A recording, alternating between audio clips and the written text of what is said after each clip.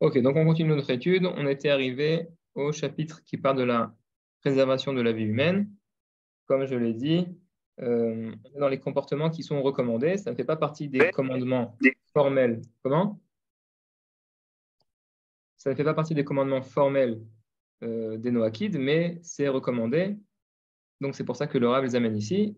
32. Selon la morale, l'interdiction de tuer comprend tout acte qui raccourcit la vie d'autrui, ce qui inclut également le fait de faire honte en public, d'offenser son prochain ou de pratiquer une concurrence commerciale déloyale. Donc ça, on en avait parlé, on avait même parlé longuement de la concurrence déloyale. On continue. 33. Aucune parole dépréciative ne doit être dite à propos de qui que ce soit, même s'il s'agit de vérité, a fortiori de mensonge. Donc là, on rentre dans les lois de Lachon Hara. C'est une expression qui est assez connue, je pense. Lachon Hara, donc c'est la médisance.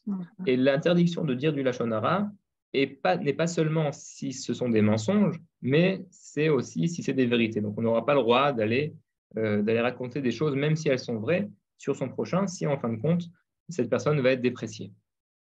Et donc, a fortiori, bien sûr, si c'est des mensonges, mensonge en hébreu, ça s'appelle motzi shemra, donc c'est encore plus grave de dire des mensonges sur une personne pour la déprécier. Maintenant, ce n'est pas de façon, c'est de façon générale, mais il y a des exceptions. 34, il est permis de rendre public les mauvaises actions d'une personne malfaisante afin qu'elle ne puisse plus causer de mal et l'amener à se repentir.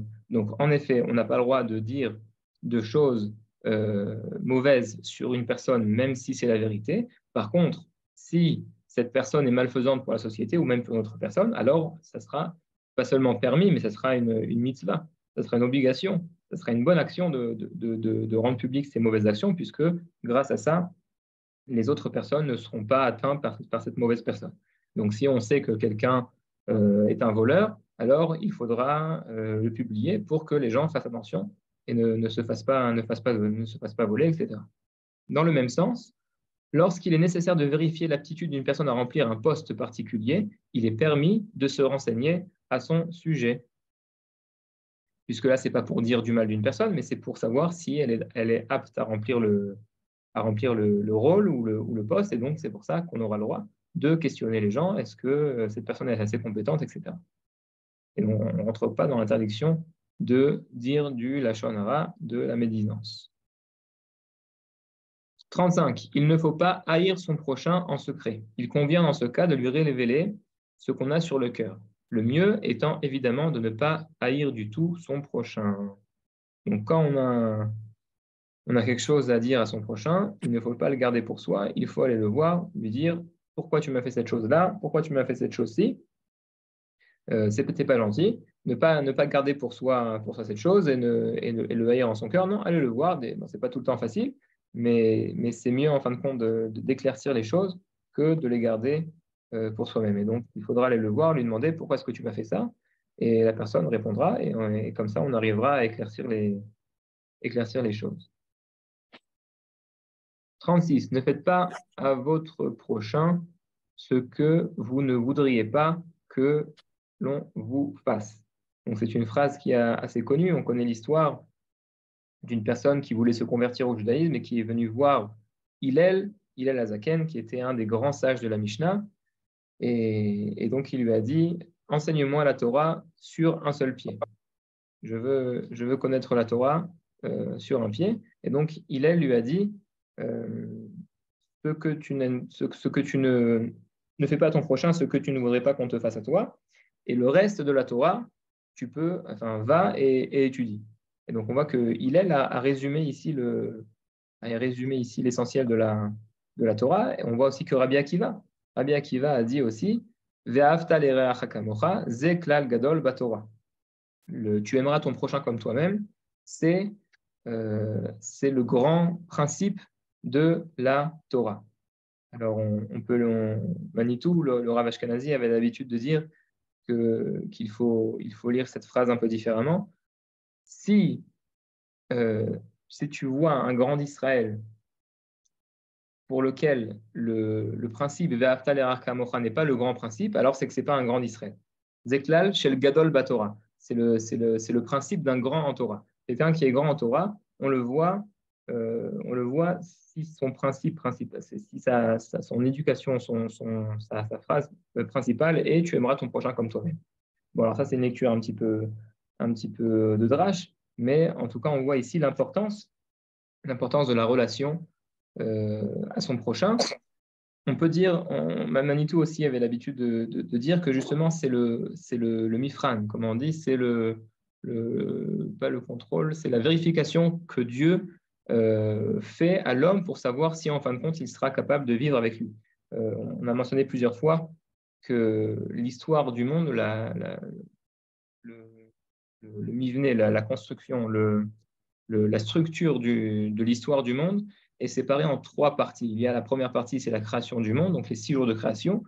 La seconde partie, c'est le 7e jour, le jour dans lequel on se trouve. On ne va pas reprendre tout ce qu'on avait déjà étudié, mais en tout cas, le 7e jour, c'est le jour où Dieu se cache pour laisser à l'homme la possibilité d'agir et de continuer à accomplir, à façonner le monde.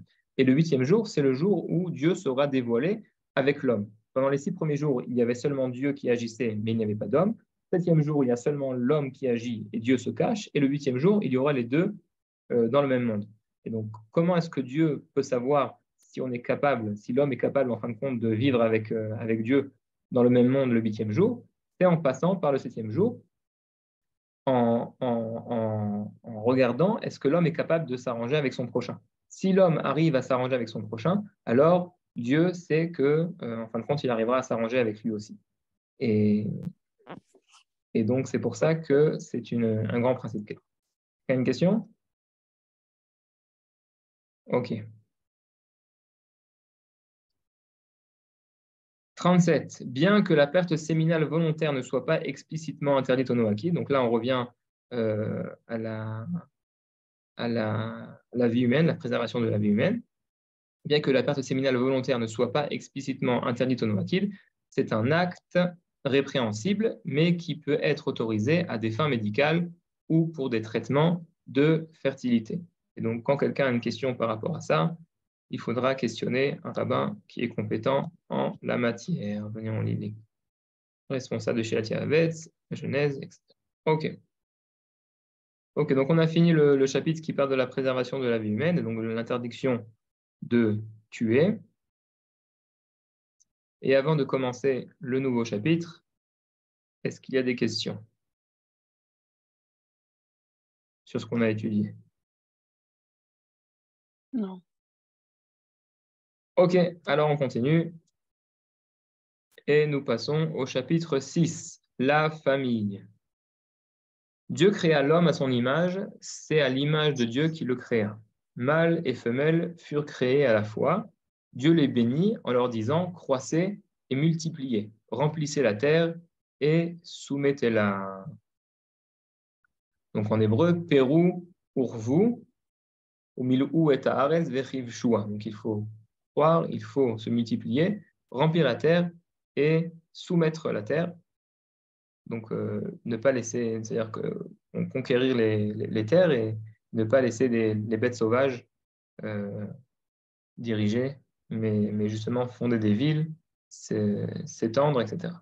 Et l'homme dit, celle-ci pour le coup est un membre extrait de mes membres, est une chair de ma chair, celle-ci sera nommée Isha, parce qu'elle a été prise de Ish. Donc Ish en hébreu, c'est l'homme, Isha, c'est celle qui a été prise de Ish. C'est pourquoi l'homme abandonne son père et sa mère, il s'unit à sa femme et ils deviennent une seule chair. D'ailleurs, c'est intéressant de voir qu'en hébreu, le mot homme et femme sont le même mot, mais à la façon masculine et à la façon féminine. Ça veut dire que si en français, l'homme est appelé homme et femme, c'est femme, c'est pas le même mot, c'est un autre mot. Pareil en anglais, pareil dans toutes les autres langues. En latin aussi, homo, c'est guinea. Ce sont deux mots qui sont différents. En hébreu, l'homme et la femme sont le même mot, seulement avec la forme masculine et la forme féminine. Donc on a ish et on a isha. Et c'est intéressant de voir que ça c'est pour l'homme et la femme. c'est Ish, Ish, oui, l'homme et la femme. Et on a aussi un autre mot qui vient mentionner l'homme, c'est Adam. Adam, donc Adam Arishon, le premier homme qui s'appelait Adam. Et quel est le féminin du mot Adam en hébreu? C'est Adama. Adama, c'est la terre. Okay, donc on voit aussi ici le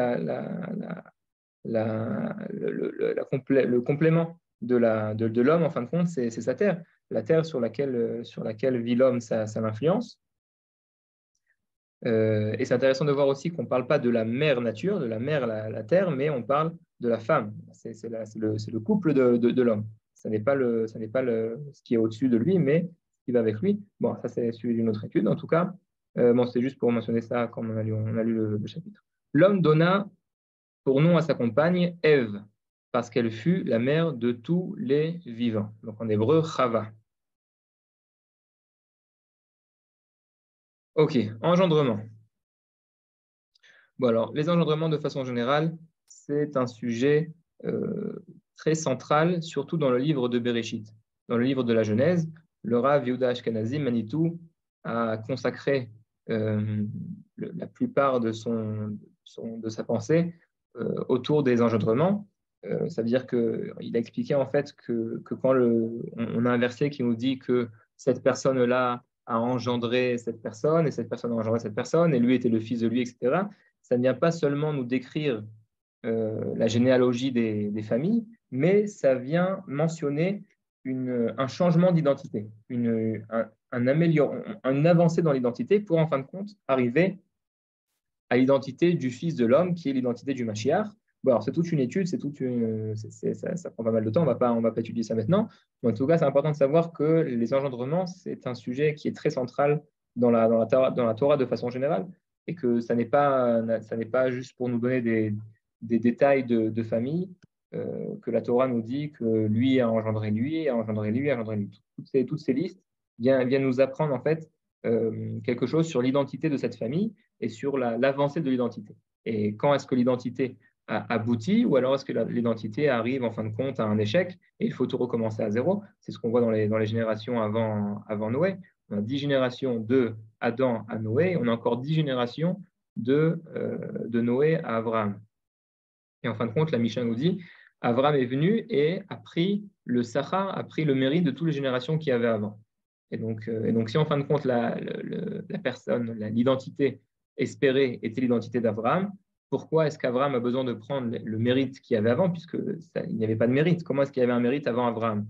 Alors la réponse est que justement, tout le détail de ces générations vient nous dire que à chaque fois, on avance un petit peu, dans l'amélioration de l'identité pour en fin de compte arriver à l'identité optimale. Et donc, on arrive à Abraham, après on a Isaac, après on a Jacob qui devient Israël, et on peut commencer le peuple d'Israël.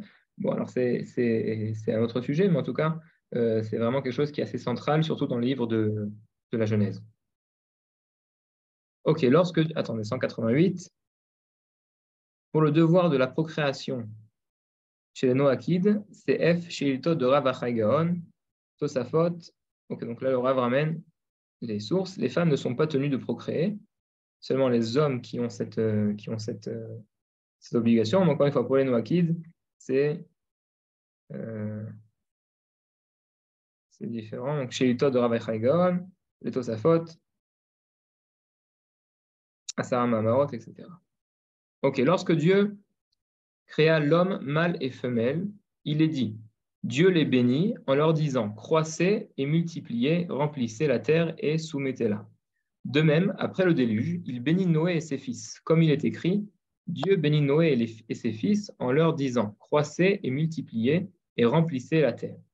La volonté du Créateur est que l'espèce humaine se multiplie pour civiliser le monde. Comme dit le prophète, il a créé la terre, non pour demeurer déserte, mais pour être habitée. Les sages ont dit, celui qui ne veille pas à se reproduire est considéré comme ayant versé le sang, et comme s'il diminuait le dévoilement divin. Celui qui vit dans la solitude ne connaît pas de la joie, la bénédiction, la bonté, la paix, la Torah, et il est sans protection. Il ne réalise pas pleinement son humanité, car il est dit, il les créa mâles et femelles, et les bénis et les appela l'homme. Donc, l'homme et la femme sont appelés hommes seulement quand ils sont mâles et femelles, quand ils sont ensemble. 195, c'est la source dans le Talmud. L'amour.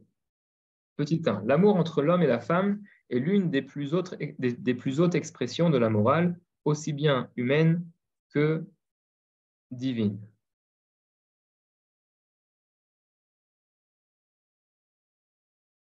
Deux, le commandement « aime ton prochain comme toi-même » se réalise essentiellement au sein du couple marié, puisque, bien sûr, le prochain par excellence, c'est le conjoint. Attendez, 197, c'est le Talmud dans le traité de Kiddushin. Oui, le Talmud nous dit là-bas, d'où est-ce qu'on sait qu'il faut voir sa future femme avant de se marier? Parce qu'il est écrit, tu aimeras ton prochain comme toi-même. Et donc, tu risques de, si tu ne vois pas ta future femme avant de te marier avec elle, ou ton futur époux avant de te marier avec lui, tu risques en fin de compte de ne pas le trouver, bien pour toi, et donc tu risques de le blesser. Donc c'est pour ça qu'il faut forcément voir sa future épouse ou son futur époux avant de se marier. C'est ce que nous dit le Talmud là-bas. 3. Il convient de formaliser l'union d'un couple par une cérémonie publique, telle que fiançailles et mariage. Ensuite, l'union devient formelle et contraignante à partir de la première relation intime. Bon, alors ça, c'est une question en fait d'engagement. Tant que le couple n'est pas marié, il n'y a pas d'engagement l'un envers l'autre. Bon, alors vous allez me dire aujourd'hui, on a plusieurs façons, on a le Pax, etc.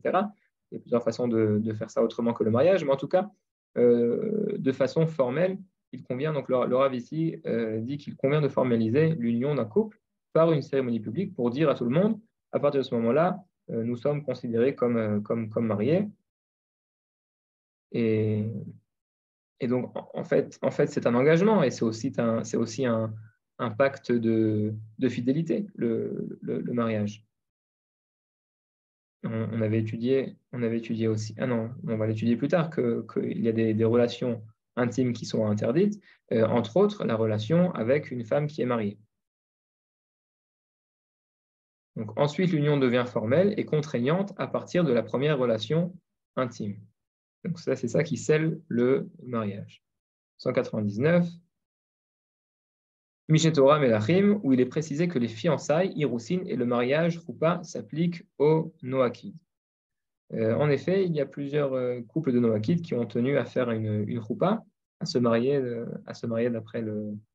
avec une Choupa. Donc le Rav a écrit toute une cérémonie en reprenant les bénédictions qu'on a l'habitude de réciter dans un mariage juif.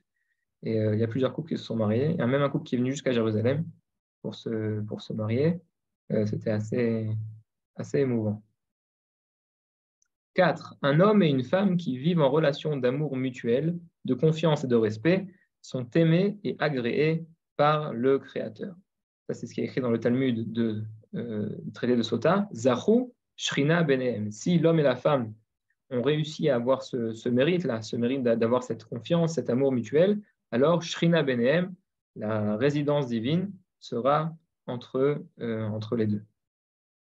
Entre deux. Et comme le Rav Cherki a l'habitude de dire, un mariage, avant le mariage, il y avait 2 personnes, et après le mariage, nous avons 3 personnes. Ça veut dire qu'on a l'habitude de dire, ou les romantiques ont l'habitude de dire qu'avant le mariage, il y a 2 personnes, l'homme et la femme, et puis après le mariage, ces 2 personnes deviennent une seule personne. Donc ça, c'est assez romantique, mais ça peut faire peur, puisque la personne, en se mariant, peut croire qu'elle va perdre sa personnalité. Et donc la Torah, justement, le Talmud ici nous dit que Zahu Shrina Benehem, à ce moment où une personne se marie et arrive à pleinement vivre son mariage en aimant son conjoint, la confiance, le respect, etc., alors il y a Shechina Benehem, Dieu vient se mettre entre les deux, et donc il n'y a plus seulement 2 personnes, il y a 3 personnes, pas 3 personnes, mais 3 entités. 5. Il est particulièrement important de s'investir dans l'épanouissement du couple au cours de la première année de mariage. Donc ça, c'est pris des versets de la Torah qui nous dit que pendant la première année du mariage, l'homme ne sortira pas en guerre et restera auprès de sa femme. Et donc, pourquoi? Parce que c'est la première année qui est la plus importante. C'est l'année où on apprend à se connaître et à vivre ensemble. Et donc, c'est pour ça qu'il faudra investir beaucoup de temps et pour justement épanouir le couple pendant cette première année. Et bien sûr, prendre des forces pour continuer au fil des années. Le divorce. Et on va s'arrêter ici, puisqu'après on passera au comportement souhaitable. Le divorce, si par malheur, la relation conjugale a échoué. Elle peut être rompue par la décision de l'un d'entre eux de se séparer de son conjoint. Il est conseillé de formaliser la séparation par intermédiaire d'un représentant de la communauté. La décision de se séparer sera consignée dans un document commun et le mari dira en présence de témoins « Je prononce notre divorce et vous autorise à tout autre que moi ». Ou la femme dira « Je quitte votre domaine et suis autorisée à tout autre que vous ». Voilà, donc bien sûr, contrairement au christianisme, dans lequel il n'y a pas de divorce qui est possible, il y a seulement un mariage qui est définitif à jamais. Le judaïsme, la Torah, prend en compte bien sûr la nature de l'homme et sait que le mariage risque des fois de ne pas se passer comme il se doit et donc, en fin de compte, amener à un divorce. Donc les gens ne sont pas liés par des liens à jamais et il est possible de défaire le lien du mariage par un divorce. Maintenant, il faut se rappeler que la Gemara nous dit que à partir du moment où il y a un couple qui divorce, l'autel qui était au Beth Amikdash, sur le Misbéar, sur lequel on faisait les sacrifices, verse des larmes sur le couple qui divorce. C'est quelque chose de grave, mais c'est tout à fait possible. On n'oblige pas les personnes à vivre ensemble si elles ont du mal à vivre ensemble. Bien sûr, il faudra s'efforcer de se réconcilier, etc. Mais le judaïsme prend tout à fait en compte la possibilité de divorce.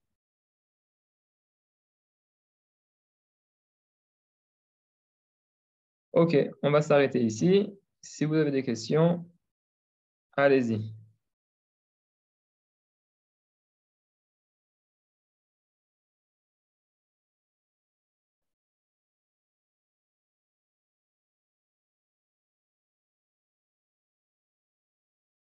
Top, ok. Donc je vois qu'il n'y a pas de questions. Alors je vous souhaite une excellente semaine et je vous dis à la semaine prochaine, à la même heure, au même endroit. Shalom à tous. Merci, Raz. Shalom. Shavua tov. Shalom, Shavua tov.